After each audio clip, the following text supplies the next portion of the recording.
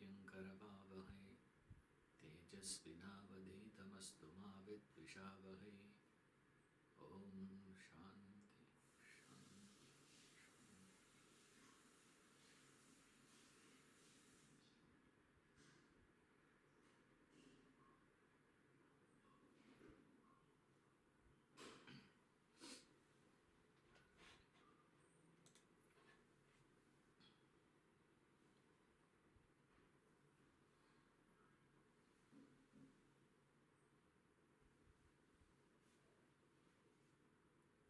You're studying the topic birth and death.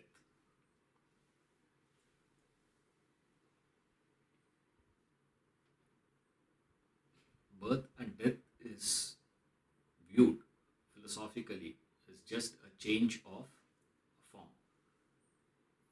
Now we have an understanding death means a person lying there lifeless, motionless. That is taken as death by us. So we discuss everything pertaining to that.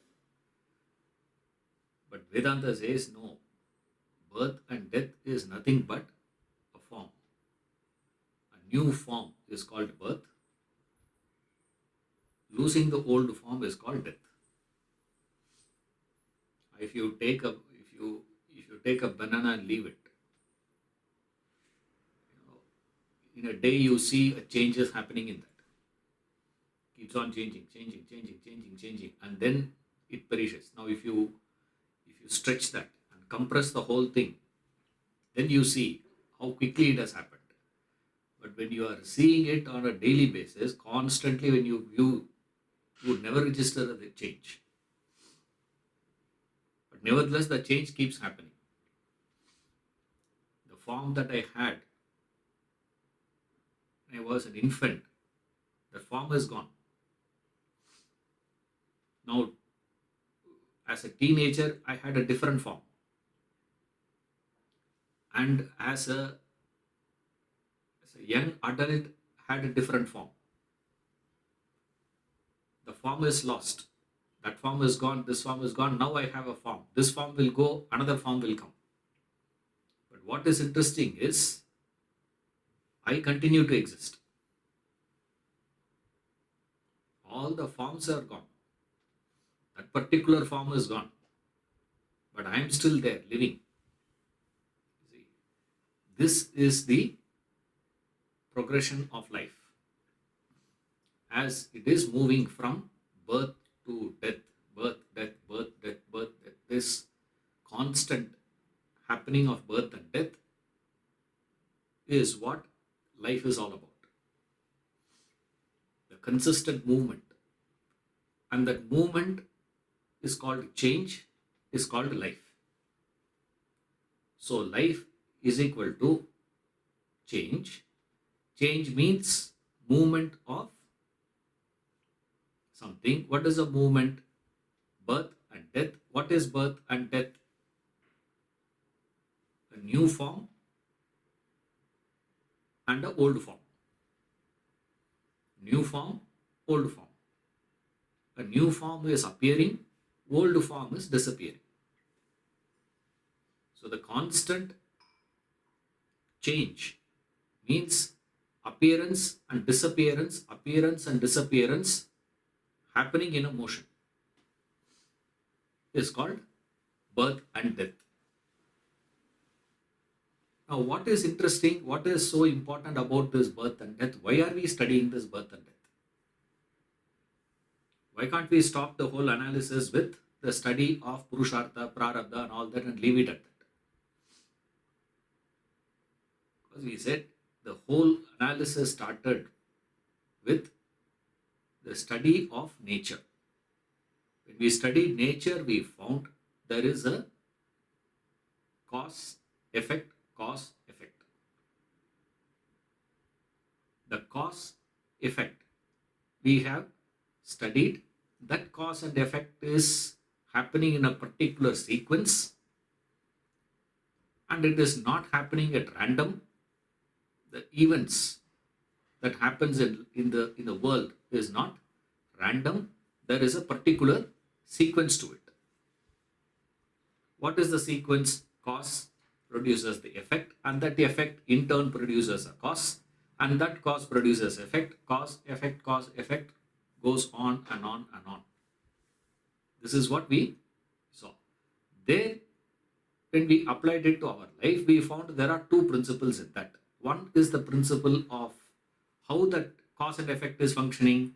Cause and effect viewed from the perspective of present to the past is studied as the law of destiny, and studying that same, extending the same principle with reference to the future when you study, then it became law of karma. So we observe that nature, we saw in the world there is a constant thing happening. What is that is happening? Cause and effect is happening. And that is consistently happening. And there is a perfect sequence of it. There we studied that in two angles. All this is all done at the theoretical level, intellectual level. Right. This birth and death is where we see the conceptualized idea of change, cause metamorphosing into an effect, cause producing the effect, and in turn effect producing the cause, or cause becoming the effect and the effect becoming the cause. That change that we studied intellectually is again established or viewed practically. Through our observation, we prove it and say, yes, it is happening. It is not just a theoretical idea. Change is not a theoretical idea, it is a visible fact. That is where this birth and death study comes into picture. Right. So why we are studying this birth and death here? The last class I explained in generally why we have to study birth and death. Okay, this is the first idea. Then we see why we are studying it in this context. Why it is studied here? Because what we have understood there, we are seeing it in the laboratory now. So far, theory class. Now we are getting into the lab. Right, practical class. The practical class is where we study this birth and death, which we see. And this constantly happening. But generally we believe death means the finality. He says no, death is birth and death is constantly happening. Right through your life you are going through birth and death. The entire progression of life happens in this fashion. So we say, what is this? Then we ask for a few questions out of it. Okay, sir, if we say, yes, there is a change we are seeing, but then we immediately ask this question, sir, what is that factor that determines change? Yeah, change is happening. What determines that change? Now, these questions would be analyzed from two angles.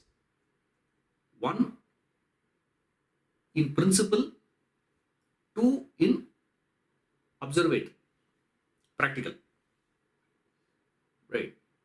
Now, one is absolute level, another one is relative level. These are the two angles in which we analyze. There are, every question you have in philosophy can be analyzed from very many angles. Remember, so there is no, one question, one answer in philosophy. One question will have multiple answers, depending on from what level you are going to look at it. So here we say, yes, birth and death means change. That is called life. Okay, sir, all that is fine. But then what determines the change? Why the change is happening? And what is the implication of it? The moment you say change, implication is there cannot be uniformity. You see, uniformly it has to change in Allah, not possible. Change always means chaotic, random, is what we understand. But then, just before we have studied, there is a law, there's a supreme law of causation. There is a system behind it. That's what Shakespeare calls it as. There is a method in this madness. He says, it is madness. But there is a method, he says. I don't know what is the meaning of that method in madness. What he is referring to is this. Now, there we ask very many questions and very many angles. Okay, first, let's take a theoretical angle, which is very easy, very simple for us to understand. What is a simple format, sir? Simple format is okay. Start from the very basic. Vedanta class, introductory class on Vedanta. Right. What is the first thing you will hear? Vedanta class. We heard that, I don't know, which class we forgot today. Now you yourself tell. Basic thing. First thing we teach in Vedanta. Every human being is made up of two factors. There is spirit, there is matter. Right. The spirit is made up of, spirit is what is referred as Atman, Brahman, life principle, God principle, pure consciousness, Turiyam, Prajnana, this, that, etc. So many words we use. And matter is made up of three things: body, mind, intellect, etc. This is a standard one. Okay. Now here we go to the first step. Every human being is a combination of spirit and matter. What is spirit? Spirit and matter means there are two things in every human being. What are the two things? Spirit. What is the nature of spirit? Spirit is common to everyone. Spirit is a fixed factor. And then we give examples. Electricity. Electricity is one. The gadgets are very many. Electricity combined with bulb gives light. Electricity combined with refrigerator gives refrigeration. Electricity combines with heater gives heat. Electricity combines with this gives that. All this is different. Matter is different. Spirit is same, which means spirit is a constant factor, matter is a variable factor. Right? In other words, spirit is changeless, matter is changing. So every human being is a combination of what? Combination of two things. What are they? Changing matter and changeless spirit.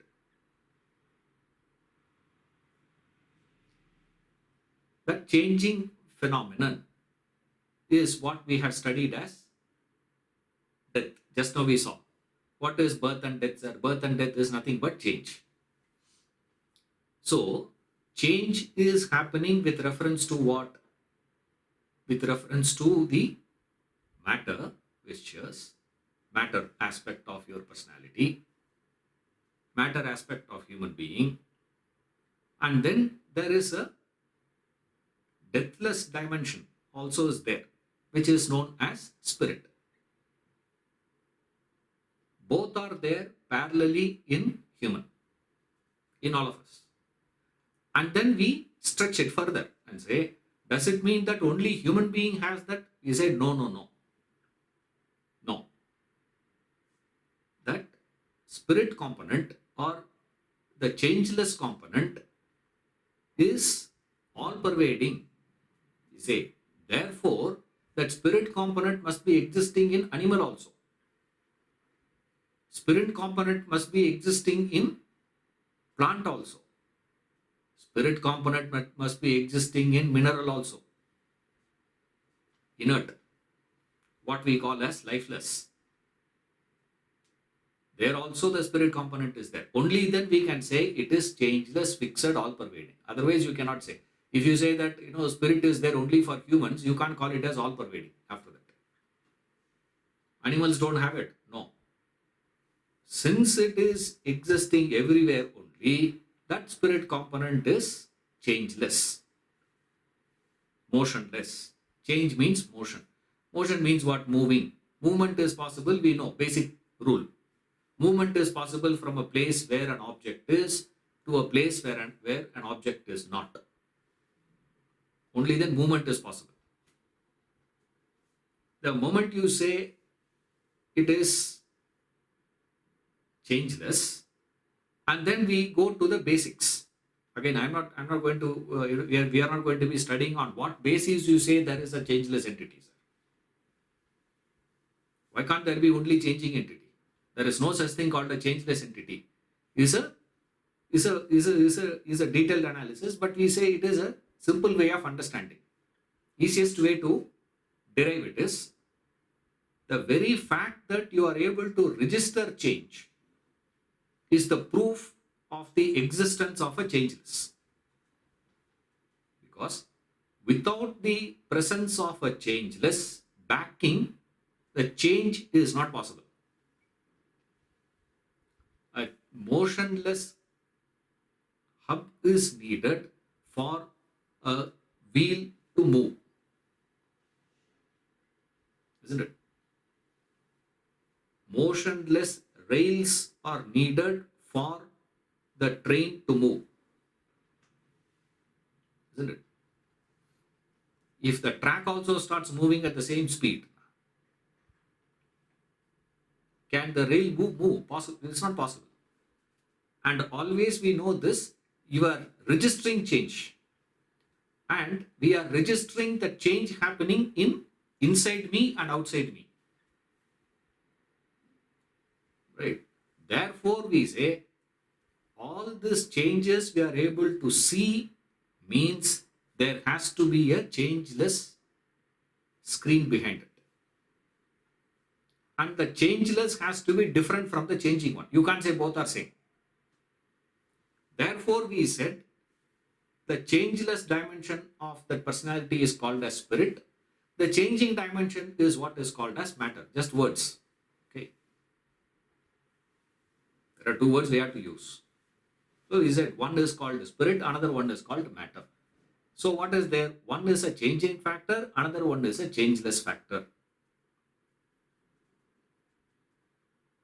So what? Now comes the problem. Right? The problem for human alone. This is only problem for human. This problem is not there for animals. This problem is not there for plants. This problem is not there for minerals.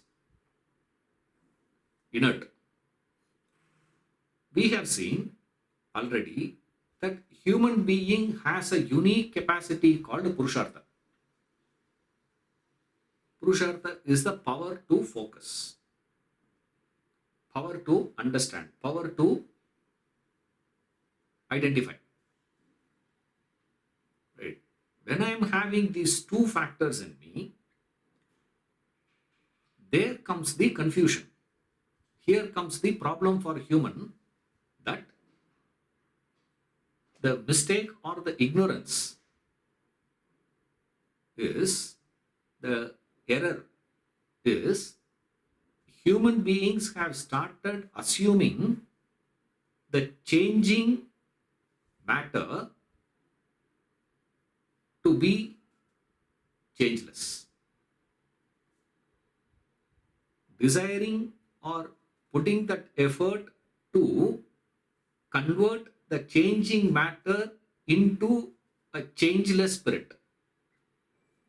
Is there a possibility for us to transform the changing to changeless?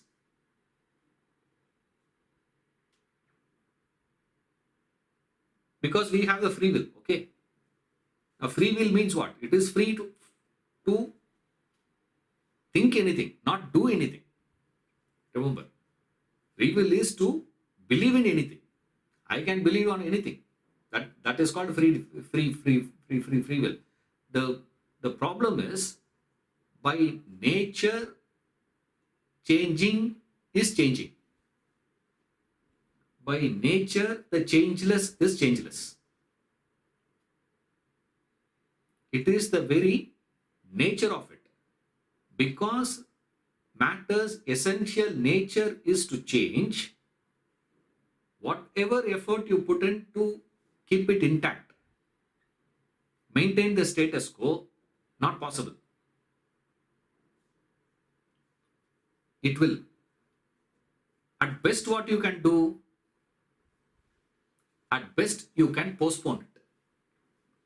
At best, you can reduce the rate of change. The acceleration of change, maybe you can try to reduce a bit. That's about it. Beyond a point, you cannot do anything. Right? That is the very nature of it. Why we are doing that? Again, it is ignorance. Because we are ignorant of the fact that matter will change, spirit is a changeless entity. Because of this ignorance, we wish, we put an effort, we work, we strive to convert the changeless to be, changing to be changeless. Why? We assumed this should be changeless. Why that assumption? Why we thought like that? Because of the close proximity of matter to the spirit. The matter assumes the property of the spirit. It's just a close proximity. That's about it. Exactly like iron piece, when it comes in close proximity to a magnet, assumes the property of the magnetic field, isn't it?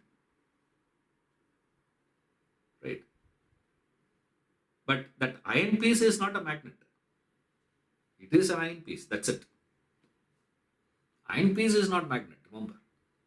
It is just the closeness of it. Because it has come in contact with it, it starts believing I am to be magnet. The changing matter assumes itself to be changeless. But the reality strikes hard. What? It changes. There we are not able to reconcile. That explains the phenomenon concerning death, he says. Even though we know we are going to die, everyone is going to die, everything is going to change. Now, change means, I'll explain, not just, don't take it as change only with reference to this. Change can be anything. Oh, you see, change cannot be only this aspect, please. Physical body dying. Right? Change can happen to anything.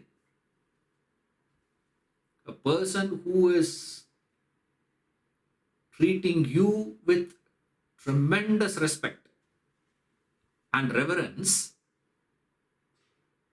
can go to the other extreme of treating you with utmost indifference, hatred.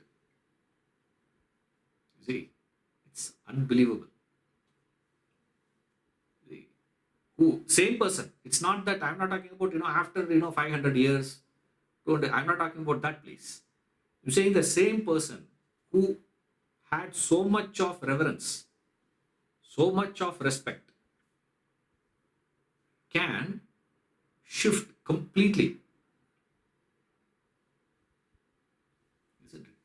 The one who is, now our problem is the one who is, when somebody is respecting, immediately we assume what? I want that respect to be continued right through life. As long as I am there, as long as you are there, you should be respecting me. And that respect should be continuing, and that respect should be consistently maintained. There should not be any variations in that. No change in that. But the reality of life strikes us hard, stating what? No, it changes. Name and fame changes. Love changes. Everything is changing. Remember, now when you are discussing about change, don't take it only with respect to the physical body death, birth and death, please. Birth of respect and death of respect can happen any moment. This is what Shakespeare says. Reputation is an idol and most false imposition. Oft got without merit, lost without deserving it. It is a false imposition. What is falsity in that? Falsity there, what he is referring to is not that I don't deserve that, reputation or anything. The falsity is the belief that it is going to be there forever. You got that reputation, that is going to be there. No. You will lose it just like that. And suddenly you will get it just like that. For nothing you will be praised, for nothing you will be criticized. For wrong reasons you can be praised, for wrong reasons you can be criticized. I am not talking about the rightness of appreciation and the wrongness of criticism, please. But the fact of life is, it will change. When it changes, the problem of us is what? We can't digest it. We cannot accept it. Isn't it? For all these things, you should have tasted it.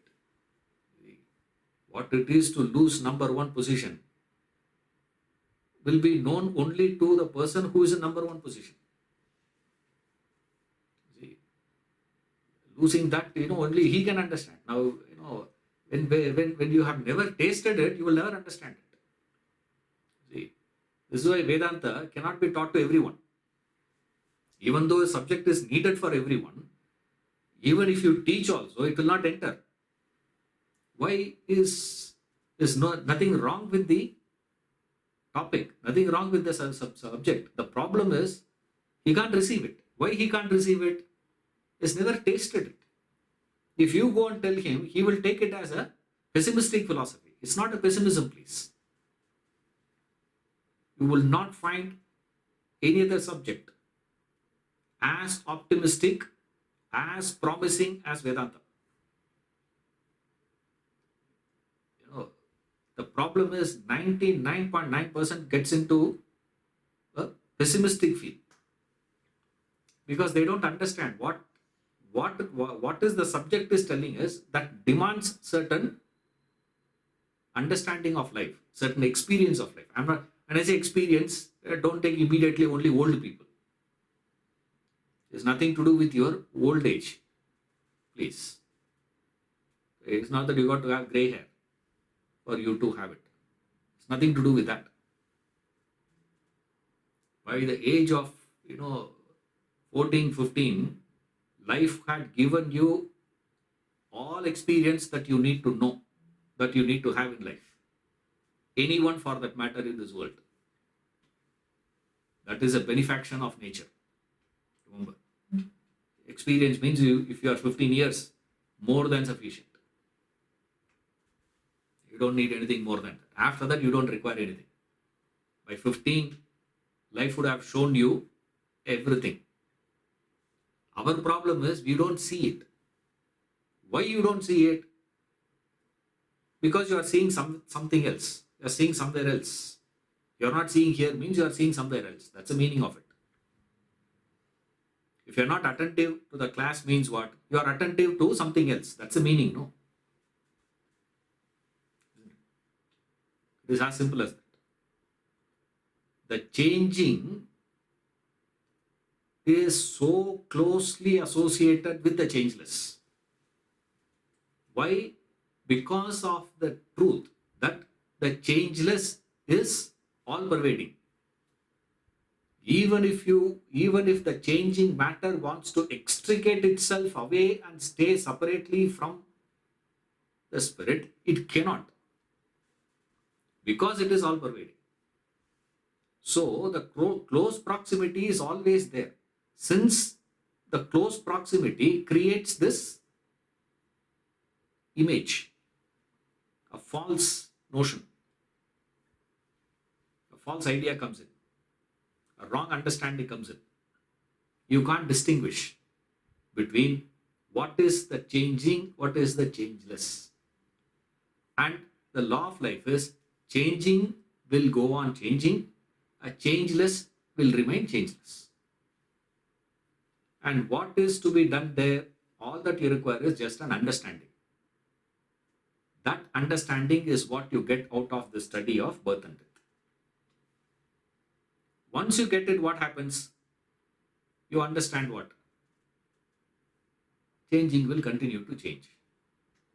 So when the change happens, you are not surprised. You don't get a shocker. You don't get agitated. You don't get disturbed in life. A change happens, you understand. It's supposed to happen, it has happened. Only difference is what? It has happened today. Maybe it would have happened tomorrow also. In my house, it has happened today. To me, it has happened today. This is the changing. The changing's nature will continue. This is theoretical understanding, most philosophical understanding. Out of which what you arrive, you say, do not waste your energy on attempting the changing to become changeless. There is already a changeless dimension in your personality. Get yourself associated and identified with that changeless entity. You become the changeless entity. You achieve what you desire to achieve. What do you desire to achieve? Changelessness is what you desire in life. Permanency is what you desire in life. But the mistake you have been making is what? All that Vedanta says, your only mistake is in the search is happening in the wrong direction. You are searching in a wrong place. You are searching in the matter to become changeless. And the matter is what? Then the whole discussion will start. This is one way of analyzing. This is pure philosophical analysis. You can tune into it, and continue. And this analysis can go on and on and on depending upon our capacity to reflect. So depending on your capacity to reflect, you can derive many things out of it. Whatever you can derive out of it. That depends on you. I'm just leaving it to you. Right? So that is one way. Then there is another direction in which we ask the same question. Okay, changes are happening, you say. Why the changes are happening? Why the changes are there in me? What is that factor that determines the change? To which we study further and analyze. Right. Here comes the next idea of theory of reincarnation. I'll just give the answer first. Okay. Then we can go to the theory. There's nothing complex here. What is the determining factor? Your own thinking is the determining factor. Your ideas, your thinking, or your desires. What determines change? What determines change is your own desires. Your desires change. So if change of form is death. And what determines that change? Your own desires determine the change. And then comes so many questions out of it. Then comes all other things, exactly like We said, what is it, sir? There are two aspects, changing and changeless in every personality. In me, the changeless will be changeless, changing will remain, go on changing. Nothing can be done. So I have a choice to identify with the changeless, or I have a choice to attempt making the changing changeless, transforming the changing to be changeless. We say not possible. Your effort will result in failure only. There is no possibility of success there. Why? That's the nature of it. You can't transfer it. It's like trying to create a sample of fire which is very cool. I'm doing research. People should sponsor that research. What is a researcher? I am trying to create a sample of fire which will be a cool fire.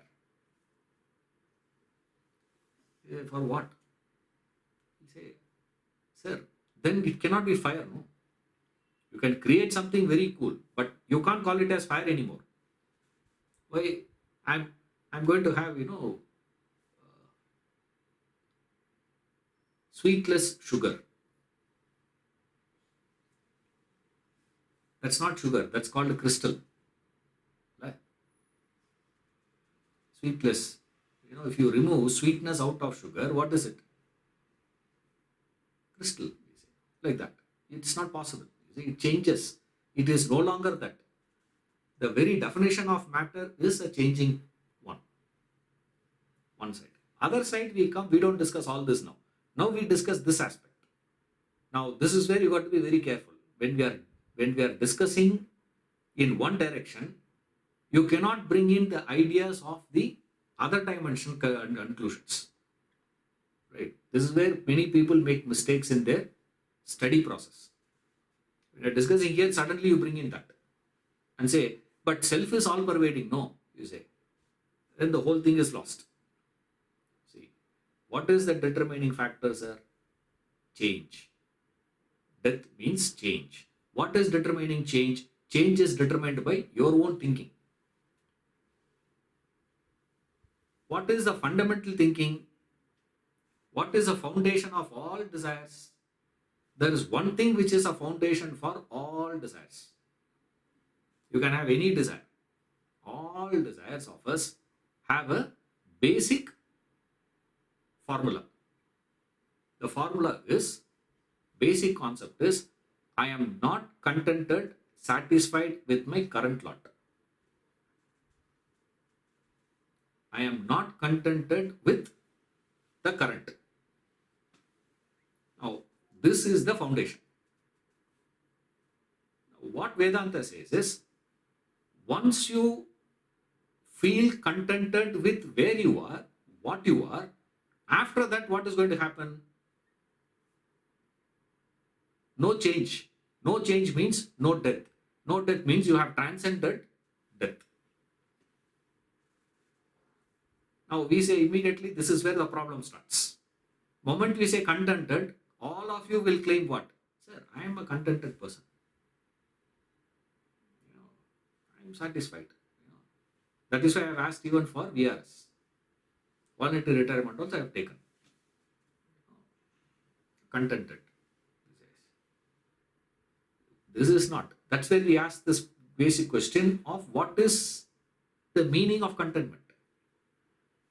What do you mean when you say, I am satisfied, I am living a contented life? What is the meaning of that?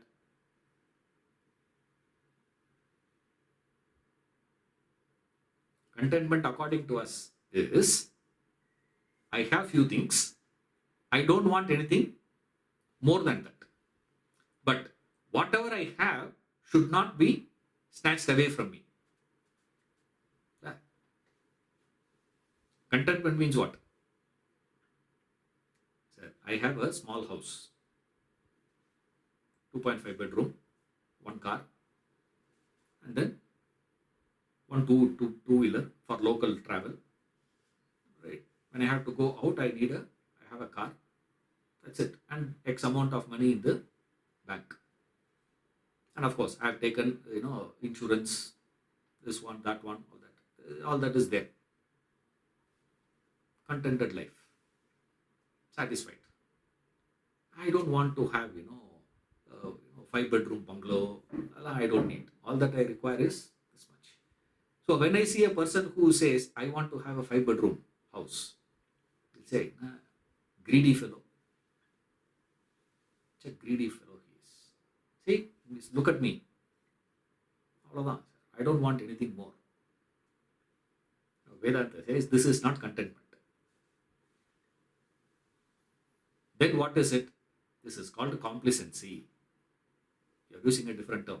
You are using a wrong word. This is called complacency. Contentment is what? Independent of my possessions. My possessions being present or absent. My state of fulfillment, satiation would not change. The sense of fulfillment that I experience within is not going to be changing at all. See, then we'll say what? Sir, if I lose, 10,000 rupees, it's okay. I made some investments in the market. There's a loss. Yeah, it's okay. There's a loss. How much is there? Of course, there's 10,000 rupees lost. Or 1 lakh lost. Another person say 1 crore lost. Just a question of amount. Each one of us have got this capacity to stretch that, what we call as that, pain resistance. Pain resistance is there for every one of us. There are people who have a very high pain resistance capacity. A fracture, that person will not be crying, screaming and all that. They have that power to hold. And there are people, little pain is enough. One injection give, vaccination, to give injection, they didn't take vaccine. I say, why? Valikum. Pain. I rather get corona but not take injection. Why not? Pain. Threshold is so low. Same way, all of us have a threshold in us to experience X loss. See, some loss we'll say, it's okay, I can manage. So we think I am a very contented person. See, contentment means this for us. Contentment means I don't want anything more. Also, the threshold for me to withstand that pain of loss, a good portion, which is always in comparison to someone else, isn't it? In comparison to that person, my loss is more than your loss. But look at me, I am so strong, solidly I am standing. You'll say, no, this is not what is referred by contentment, please. This is called complacency. Then what is contentment is a different thing. But the fact remains is, so long as you are not satisfied with your current lot, you have no choice but to go out, seek something somewhere to be added on to yours to make it complete. Then I will feel satisfied. Then I am going to feel safe. This is the fundamental nature, fundamental principle of life's progression. You are not satisfied with the lifestyle that you had when you were in village. Therefore, you shifted to a town. Isn't it? Why did you come to Bangalore?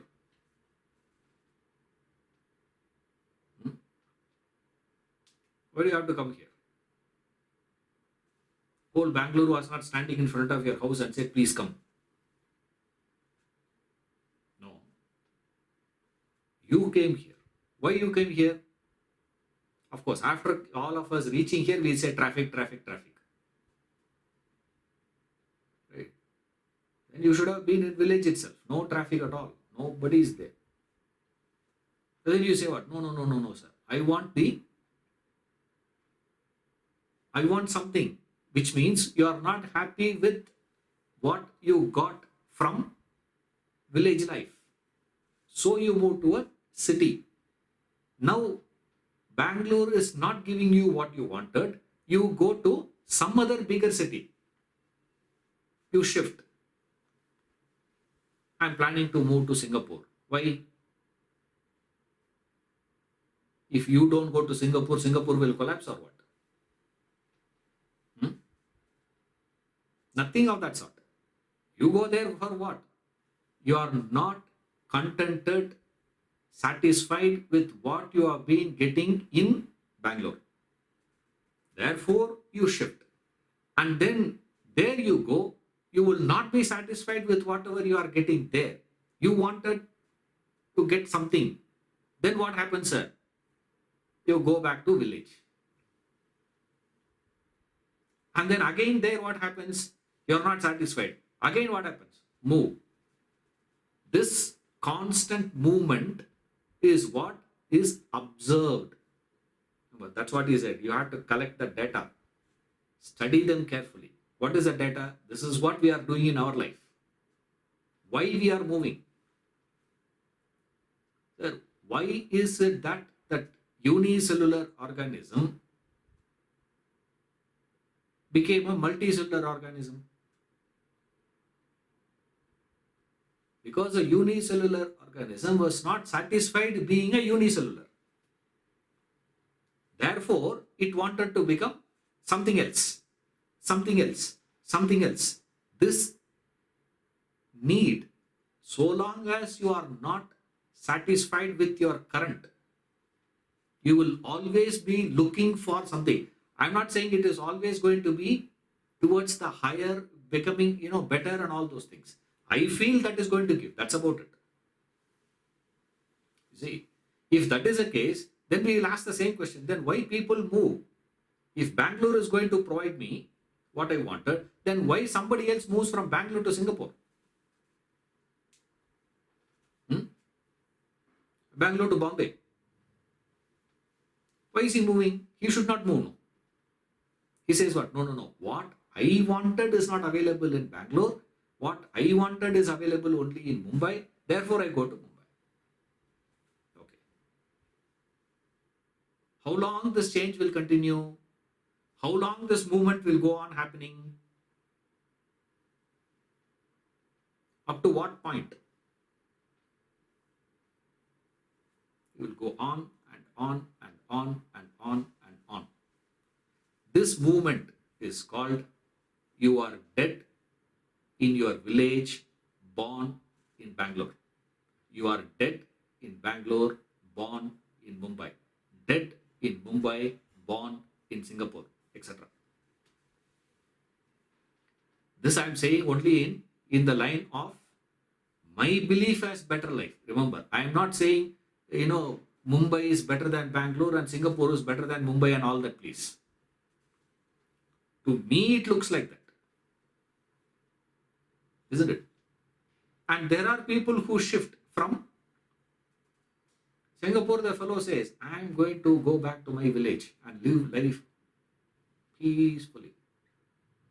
This man says, is telling me, in Kumbakonam, you had one place you have been referring to. Can you tell me which place is that? I said, for what you want? He says, and me and my wife are planning to shift to Kumbakonam now. Best, life there. That Agrahara street, with all these Brahmins around. I wanted to live in that place. I said, see, that's where you are living, no? 40 years back, you are living there. From there you moved out, and now you are saying what? I want to live there. It's so interesting to see. But one thing for sure, to me it is better. I'm not saying that place or the thing itself is better by itself. To me it appears. To me, I feel what I move. Why do I want to get that promotion? I'm working in the company. I want that promotion. The want to get better. The desire to get better is what is making the change happen. Why I want to get better? One step back. Because I am not satisfied with my current lot. So long as I am not satisfied with my current lot, I will continue to face this issue of what? Birth and death. Birth and death.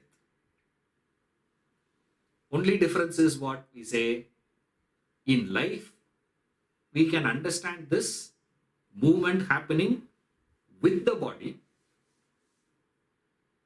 In case of physical death and physical birth, it is movement from the body. That's the only difference. I move from experience to experience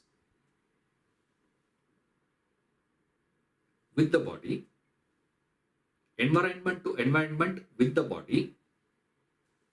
And what is driving that experience to experience to experience? The driving force is my desires.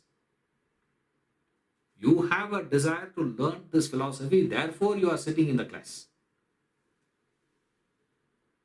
Right? If the desire is not there, you are not going to be here. Okay? This is the experience. And after the class, then what you will do? Next desire, next desire, next desire. So right through what we observe in life is, there is a desire, and the desire is what is driving us from experience to experience. Right? From experience to experience, my desires are taking me. To do that, I have to move from one environment to another environment. That same environment will not be able to satisfy all my desires. So I have to move from one place to another place to another place to another place to another place, driven by my own desires, because I needed that experience. In case of birth and death, what is happening, sir? You move from the body itself. That's all. So what is death? Death is a progress. For whom? Death is a change. For whom?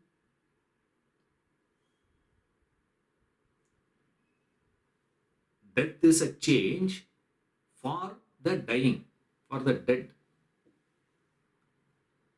Discussion on death is not happening with reference to others, please.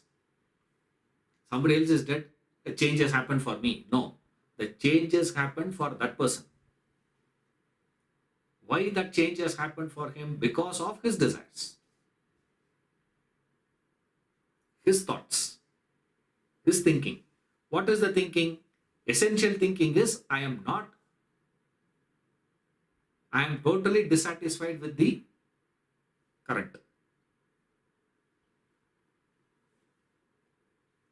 Then what happens? You move. Otherwise you will not move.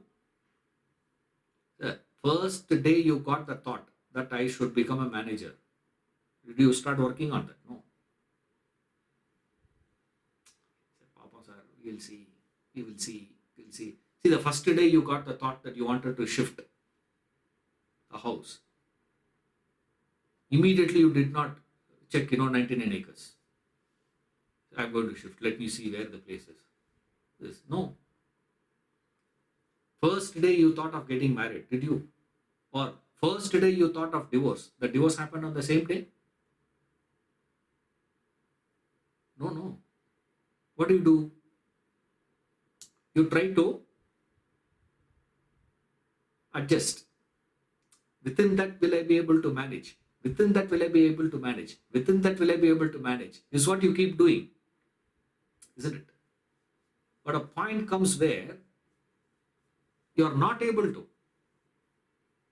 The job is giving you so much of problem, so much of pressure from your immediate manager, so much of pressure from the client, so much of pressure from the colleagues, so much of pressure from all dimensions, and you are not getting enough for your work according to you. Then what you do? First day itself, you will not do that. You will try to accommodate, you will try to adjust, you will try to adjust, you will try to adjust. A point comes where you cannot. Then what happens? You leave the job and take up another job. Same way, death happens how? He says all that is just a change. But only problem is, what is the difficulty here is, in the example, it is visible. It is perceptible. What is perceptible? The discomfort that I'm experiencing, the pain that I'm experiencing, all that I'm conscious of. When it comes to the physical death, you're not conscious. Therefore, we feel it is a sudden change. Suddenly it has happened. It's not sudden, but it happened suddenly. That's about it. So here is this movement is death. Change, movement is death, means death of the previous, birth of the new. That is understood. Okay. We will see more in detail in the subsequent analysis. Further, stretching this study is where that birth is happening, observed, death is happening, observed, and the inevitability of death to the born is also observed. Look at the observation. Observation is birth happens, we are observing, death happens, we are observing, and inevitability of the born to die is also observed. Right? Based on these observations, there are certain conclusions, certain understandings we extract. That understanding, that conclusion is called the theory of reincarnation. The theory of reincarnation, when we study, first we need to understand the theory means what. Right? When you are discussing theory, remember this point. Number one, law is different, theory is different. In science, few dimensions are called law, few dimensions are called theory. Example I'll give you. Law of gravity, theory of relativity.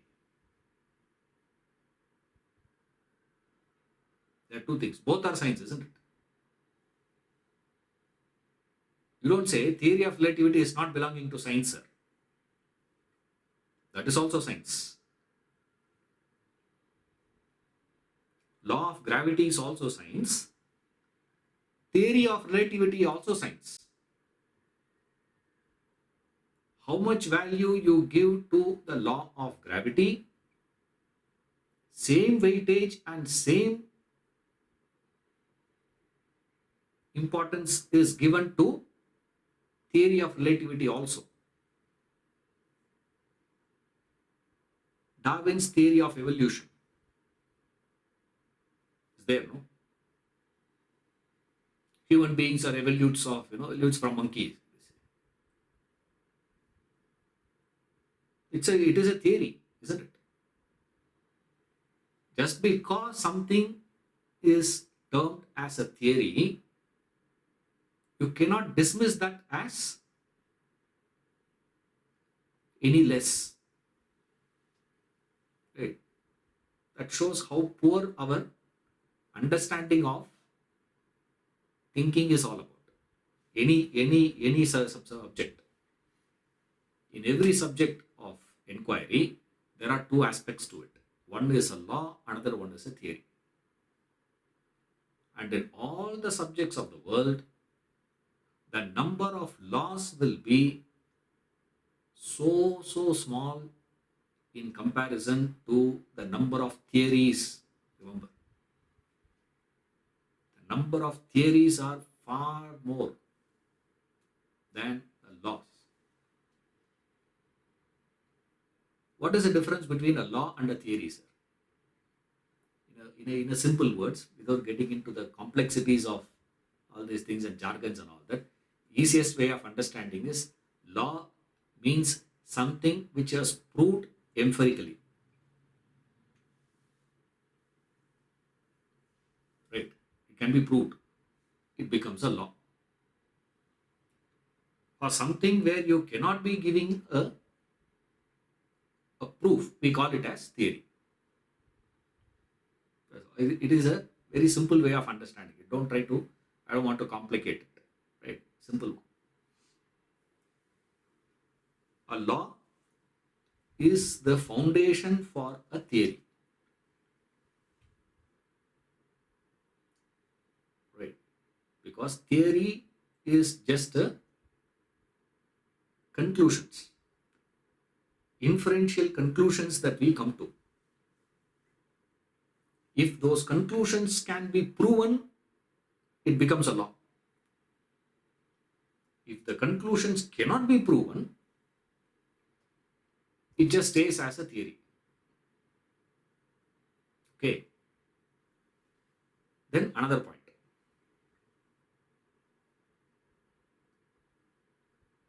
In the study or the discussion of a theory, don't ask the question whether it is a right theory or a wrong theory. We don't ask the question. It's a wrong theory, sir. That is a very poor way of presenting it. Then what is the way you do that, sir? You ask the question, is it a strong theory or a weak theory? You don't ask the question, right theory or a wrong theory. Is it a valid or invalid? No, there is no such thing called a valid or invalid. It is a question of what science we take only this. Is it a strong theory or a weak theory? There are two theories are there. You don't ask which is a right theory, which is a wrong theory. It's a layman thinking. Informed thinking is which is a strong one, because you should have the basic understanding of what is a theory. Why a theory itself? Through observed facts, through pre-established principles, which are called laws, we are accounting for something. That's called a theory.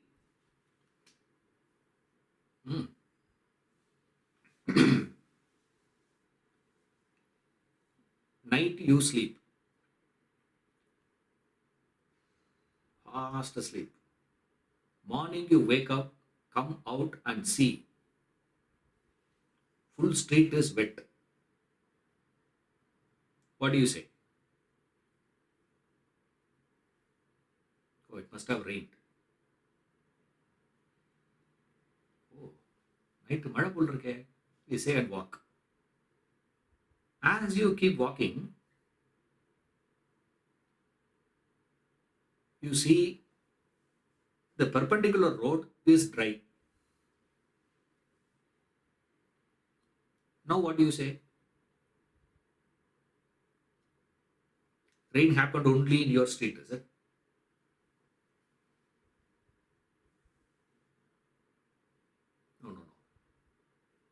some water pipe leakage must have happened in somebody's house. That leakage is what is. Then you see a water tank going back. Empty water tank going back. Now what do you say? Do you say rain? You say this? You see that? With every observed fact getting added, your conclusions keeps varying. That's called a theory. First, initially you theorized that it must have rained. Correct. That's the first thought. Now you can't ask right or wrong. You see that? Is it valid or invalid? You can't ask that question. But in comparison to the first one, the third fellow is far more correct, appropriate. Why? Because he has factored in many things. He had more facts. What is it? There is water only in our street, and I did not see any leakage. And I also observe an empty water tank coming out of one apartment going back. I assume what? This water tank, while going, must have been leaking all over the street and washing the street and going. That is the cause of this. You establish. See, this is how every theory is constructed. Construction of a theory always has this. So, when you are discussing about a theory, remember, it is not right or wrong, it is strong or weak. Then how do you determine the strength of a theory?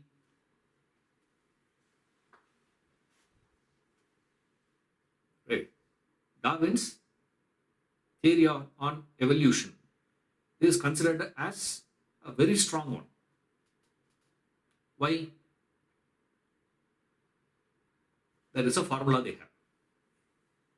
The formula they have is this. Every theory is supposed to be explaining something. Number of things that is not known to us, not accountable, not explainable, inexplicable things are there. We don't know. So that's why we are constructing a theory.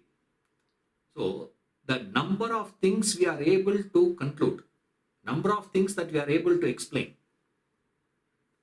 divided by the number of assumptions it takes. Every theory has to have a hypothesis, assumption. Without assumption, no theory is possible. Okay. Now here we say this equation comes into picture.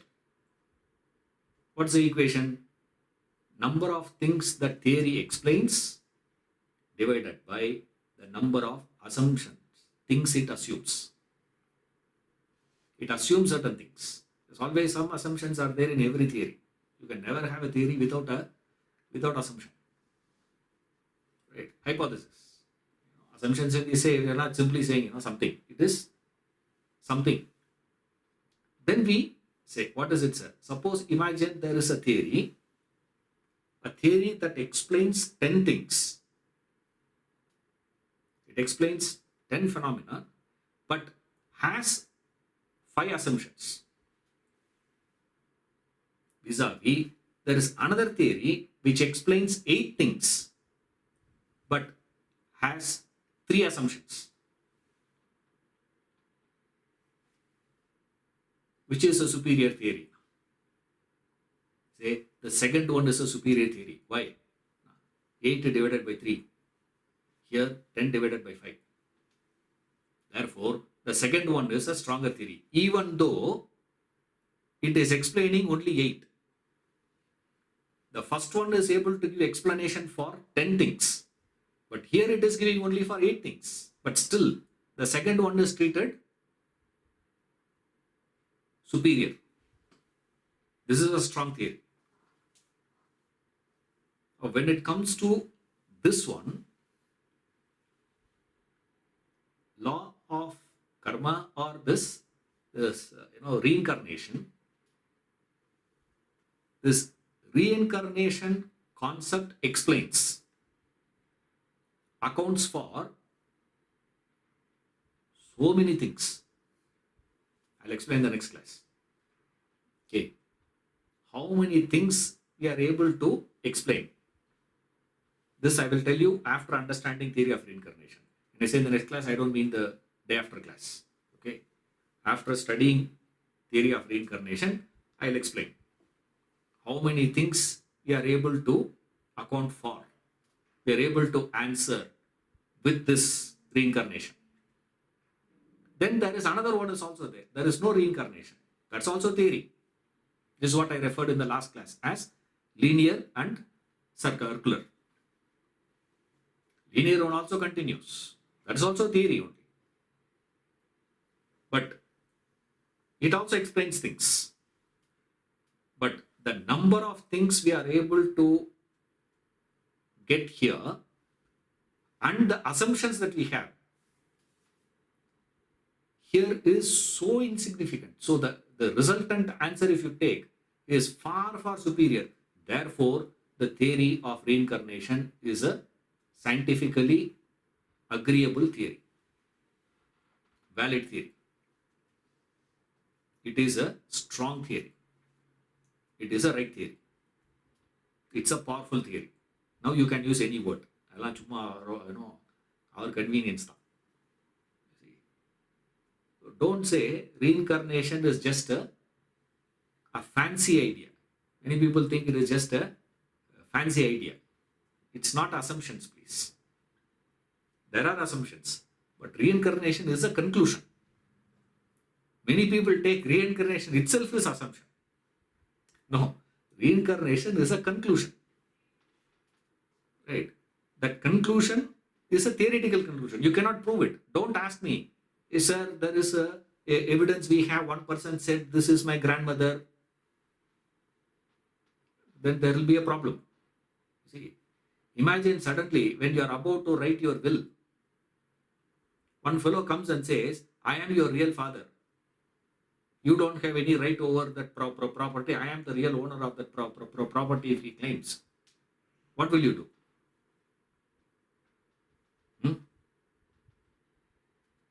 And I don't want to give more examples. Okay. Don't go for immediately, don't go to this one. People write, books and say, thus it is proved. That is not scientific proof, please. You see, it's all random. And there is no way you can take those things as evidence. No. And Vedanta says, I don't care. I don't need empirical proof for me to validate this reincarnation. Your intellectual conclusions are more than enough. It is as good as this. Suppose if a person says, I am not going to agree to theory of reincarnation because it is just a theory, then I will say, then you should have the courage to say, I don't accept, I don't take relativity, Darwin's theory of evolution and all that to be scrapped. Will you say that? No, there I will agree, sir. Even though I don't know ABCD of gravitation, I don't know the ABCD of evolutionary theory, how he arrived at that conclusion. I don't know how many have read that, how many have understood that also. Because Einstein says, in my life I have not met 4 fellows who understood what I am talking about. Right. Now, I don't know. Now, don't ask me, do you understand theory of relativity? I have no clue about it. Okay. So don't ask me for that.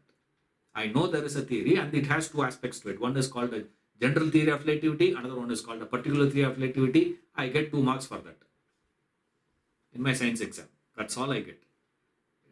Don't ask me more than that. But I know this. This I know. A theory is also accepted in equal terms with law in science. The world of science takes theory as valid one.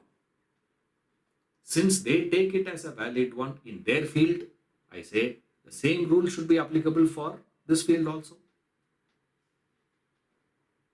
Right? So just because it is a theory, many people think it is a theory, no, and they dismiss it. It is so poor, so poor. So get this understanding first. Reincarnation and theory. Reading we will do next class.